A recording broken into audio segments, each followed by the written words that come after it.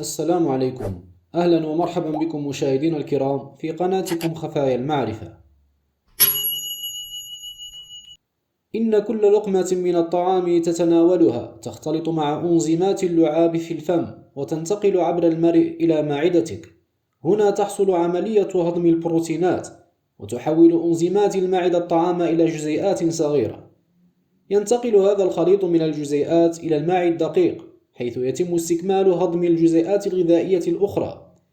بعد ذلك يتم انتقال الجزء المتبقي من الطعام إلى القولون أو الماء الغليظ حيث يتم امتصاص الماء منه، وتبدأ الأمعاء بالحركة للتخلص مما تبقى منه. هذا ما يحصل باختصار للطعام داخل الأنبوب الهضمي، لكن في بعض الحالات يعاني الكثيرون من تشنجات ومغص في البطن يرافقه انتفاخ وغازات وإسهال وإمساك، أعراض لا يجهلها المصابون بمتلازمة الأمعاء المتهيجة أو ما يعرف بالقولون العصبي، مشكلة غالبا ما تؤثر على حياة الفرد وإنتاجيته، وتتفاوت نسبة الإصابة من دولة لأخرى. فما هي إذن أعراض القولون وما أسبابه؟ وكيف يمكننا تجنب الإصابة بهذا المرض؟ كل هذه الأسئلة وغيرها سنجيب عنها في هذا الفيديو، تابعوا معنا للأخير. لكن قبل ذلك ندعوكم للاشتراك في القناة ودعمنا لتقديم المزيد إن شاء الله. متلازمة القولون المتهيج أو القولون العصبي هي أكثر الأمراض شيوعاً بين الأمراض الوظيفية في الجهاز الهضمي، والذي يؤثر على الأمعاء الغليظة بشكل رئيسي ويسبب مجموعة من الأعراض المعوية المختلفة. فهو حالة مزمنة أو طويلة الأمد، ولكن لا يعد حالة خطيرة، إلا أنه قد يعاني بعض المرضى من أعراض شديدة أو مزعجة تعيق القيام ببعض الأنشطة اليومية وتؤثر على نوعية الحياة للمريض. فما هي أعراض هذا المرض؟ تختلف أعراض متلازمة القولون المتهيج العصبي من شخص إلى آخر، وقد تكون أكثر حدة عند بعض المرضى نسبة إلى غيرهم، كما قد تختلف شدتها لدى الشخص نفسه بين فترة وأخرى.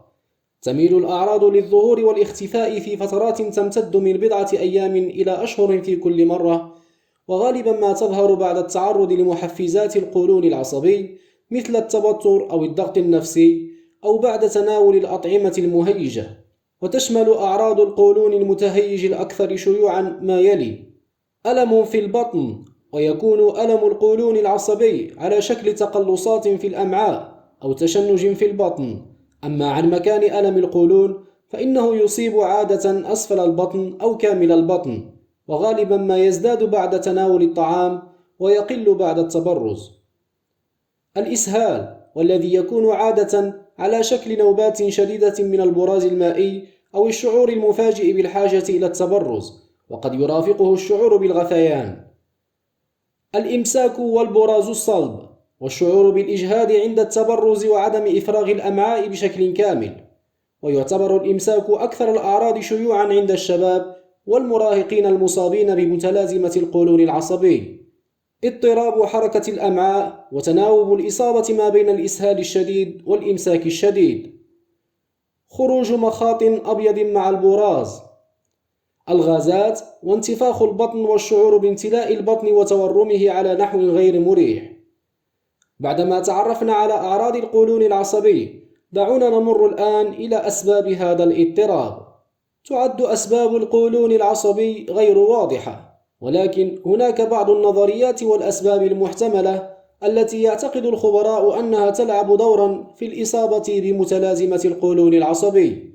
وفيما يلي بعض من هذه الأسباب: حساسية القولون الشديدة أو فرط حساسية الجهاز المناعي، مما قد يؤدي إلى ظهور رد فعل مبالغ عند التحفيز مثل تشنج عضلات الأمعاء عوضا عن الحركة المنتظمة البطيئة لعضلات الأمعاء، وهذا يسبب الإسهال أو الإمساك.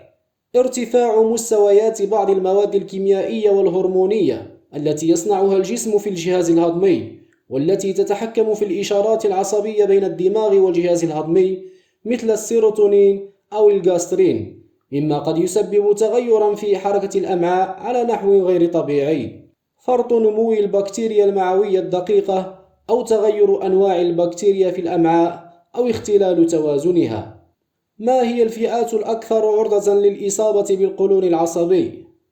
هناك بعض الأشخاص أكثر عرضة من غيرهم للمعاناة من القولون العصبي، ومنهم البالغون أقل من 45 سنة، النساء حيث تعتبر الإناث أكثر عرضة من الرجال، إلا أن السبب وراء ذلك ليس واضحا، ولكن أحد الأسباب المحتملة هو التغير الحاصل في مستويات الهرمونات أثناء الدورة الشهرية. الأفراد الذين يعانون من بعض الاضطرابات العقلية أو النفسية مثل القلق أو الاكتئاب. ما هو علاج القولون؟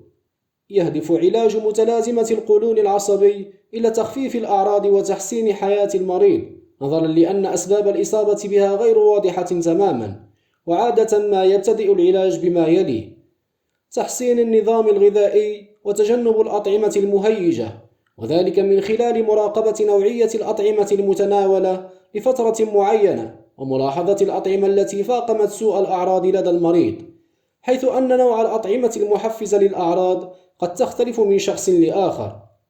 تغييرات في نمط الحياة مثل زيادة النشاط البدني والحصول على قسط كافٍ من النوم ليلاً، الاسترخاء وتعلم مهارات التعامل مع الضغط النفسي والتوتر. بالإضافة إلى ما سبق، فقد يصف الطبيب بعض الأدوية لتخفيف الأعراض بشكل عام أو لتخفيف عرض محدد.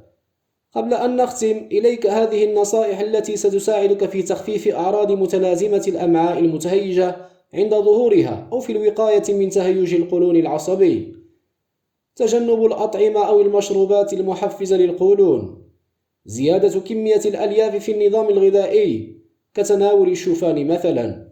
ممارسة التمارين الرياضية بانتظام. شرب كمية كافية من الماء. التقليل من معدلات التوتر والإجهاد. عدم تخطي الوجبات وتناول الطعام في نفس الوقت كل يوم.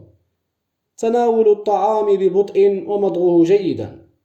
تجنب استهلاك المشروبات الغازية السكرية مثل الصودا. التقليل من شرب الشاي والقهوة إلى 3 أكواب فقط يوميا كحد أقصى. وفي النهاية، لا تنسى الإعجاب بالفيديو والاشتراك في القناة تشجيعا لنا لنشر المزيد إن شاء الله.